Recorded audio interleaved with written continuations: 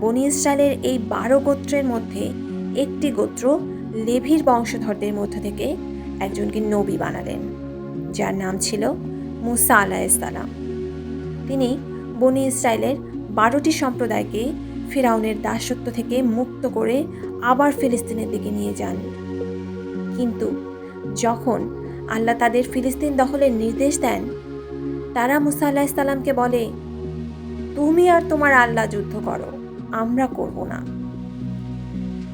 আর তাদের এই কথা বলার কারণ এটাই ছিল যে মুসা আলাইহিসসালামের সাথে সে সময় যতজন বনি ইসরায়েলের লোক ছিল, তারা ছোট থেকেই ফিরাউনের দাস ছিল, যার কারণে তাদের চিন্তাভাবনা দাসের মতো ছিল। আর এই অবাধ্যতার কারণেই আল্লাহ তাদেরকে 40 বছর একটি মরুভূমিতে থাকার শাস্তি দেন। কিন্তু প্রশ্ন হলো, 40 বছরই কেন?